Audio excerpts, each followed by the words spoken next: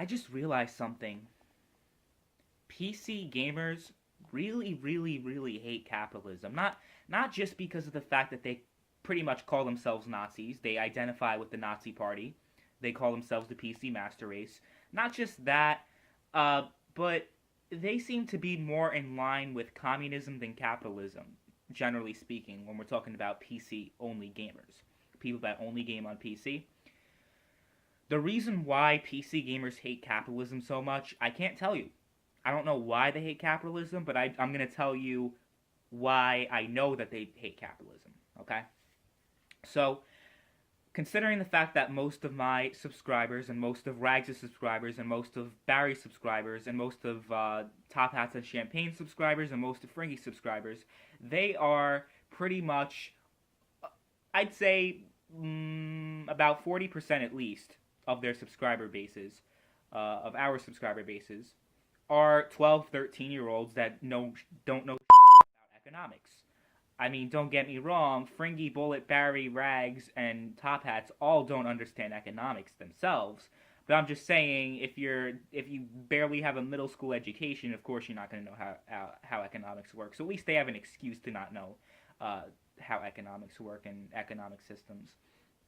So here's an economics lesson for you 6th, 7th, 8th graders that never learned about it. So basically, capitalism is the free market, okay? If you live in the United States, United Kingdom, if you live in one of those free democracies that have free market, no strong government control over businesses and the means of production, then that means that you are living in a capitalist country. So obviously the United States is probably the biggest capitalist country in the world. And they basically, you have private businesses, like McDonald's, Burger King, and whatnot. You have, that are independent from the government. Like, the government doesn't control them. And you also have, different businesses making goods and without the government interference. So, with that in mind, does that really apply to PC gaming? I don't think so. I do not think so. Because the free market, this is an objective fact, by the way, the free market is much more prevalent on the consoles than they are on the PC. Now, everyone's getting triggered right now. I could see the keyboard warriors, going on their computer right now, being like, you're wrong, you're an idiot, you're stupid, blah, blah, blah, blah, blah. But hear me out. I mean, I know no matter what I say, it goes in one ear, out the other, because you guys are blind fanboys. But still, I'm going to explain my case no matter what. No matter what people say, I'm going to at least explain my case to anyone who's actually has half a brain and wants to know the truth. Okay, so the reason why the free market is much more prevalent on consoles, and I've been talking about this in my recent videos, so I'm not going to reiterate it too much. I talked about it in my podcast. I talked about it on, I believe, another video. I talked about it too. I spent a few videos recently talking about this topic, about sort of consoles having more freedom than PCs, and everyone went crazy and went nuts and shit. Like, you're stupid. PCs obviously have more freedom. Okay, shut the fuck up. Okay, this is my case. So the reason why consoles have more freedom than PCs, and I've explained this before, and no one's really had a good counter argument for it. I pretty much said, like, look, the physical market pretty much creates more freedom than PC. It does. Because it creates more competition to buy games. So instead of just, going to Steam or going to some other, like, sub-rate digital service, right? You actually have an infinite number of options on the console. It's literally infinite, right? That number that looks like an 8, but it's sideways. That's the infinity sum. That's literally the amount of that's the amount of places you can go to get console games. Not necessarily on PC, because people talk about, well, you have GOG, you have Origin and Uplay. Even though Origin and Uplay, they only sell EA and Ubisoft games, they do sell a few third-party games, but not really as much as Steam does. And you talk about, well, there's all these other places. Yeah, they sell Steam keys. So you're pretty much, either way, you're stuck using Steam. But when people talk about, well, you don't only need Steam, you don't only need Valve. Yeah, you kind of do for the most part, but either way, it doesn't matter. People talk about all these different digital services, but there's literally an infinite number of places you can buy physical games. It outweighs the amount of places you can go to buy digital games. And not just that, but having a physical copy is more freedom than just digitally downloading it to your computer or even to your console. So PC gamers are gonna, physical games. Talk about physical games. Suck. They're terrible. I don't use physical games. I'm like, okay, well, you don't use physical games because you're a communist and you're on PC. So shut the fuck up. I'm not gonna try to say that I never use digital games, because that would be a lie. I have plenty of digital games in my library, but at least I have the option to choose. I have the right to choose. So, let's see. Consoles, you have more free market, and you have the right to choose. So yeah, that's why you should definitely get a console if you don't have one. If you're a PC fanboy that doesn't know anything outside the PC and has never given the PlayStation and Xbox a fair shot, you need to do it right now. You should, because you're missing out on a lot. I know people are gonna be like, "Oh, you're missing out on PC." I'm like, not really. Just because of the fact that, well, it's overpriced, it's more expensive. But I've already delved into all that bullshit. I'm not going to keep repeating it and regurgitating it. But the point I'm trying to make is that with physical games, literally, you can buy it anywhere. Okay, I pointed this out in podcasts and everything else, so I'm going to re-explain it to you idiots, okay? That still don't understand what I'm talking about, and that I'm crazy or some shit. What I am saying, okay, so you go on eBay, you go on Amazon, you literally have an infinite number of people that sell their games online. So just because it's a physical game doesn't mean you have to actually go to a physical store like GameStop, although that is another option. So you can actually physically go to a store, physically get the game shipped to your crib, or you could digitally download the game. And when you digitally download the game, you have more options. You actually have more options than just going on the PlayStation Store. There are plenty of websites, like people talk about, well, there are plenty of websites that sell PC digital games. There are plenty of websites that sell console digital game codes. Amazon keeps having these amazing sales. Like, for example, there was Titanfall 2 Deluxe Edition and the Battlefield 1 Deluxe Edition, both for $50 combined. That's right, combined. $50 for the Deluxe Edition of Titanfall 2 and the Deluxe Edition of Battlefield 1 together. Not separately, together. So people talk about, well, you can't find deals like Steam on the consoles. Wrong. Fake news. You're wrong. So I don't understand why PC gamers hate physical games so much. People are like, well, physical games, PC gamers have a physical market. There's physical market on PC. Well, I pretty much demonstrated this in previous videos, but if you type in, like, modern games, like games that came out recently, that are popular and do have a physical version on console, by the way, you type it in and you can't find anything on the store. On Amazon, eBay, anywhere. It's like finding a needle in a haystack. You might be able to do it, but it's much harder to do.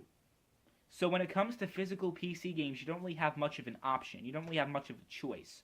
Like, you only have a few, select places where you can get them, and even those places that do sell them, they're rare. GameStop is the largest physical retailer in the United States, and I guess North America too. I don't know how Canadian game stores work, but at least in the United States, GameStop is the #1 physical game store in the country.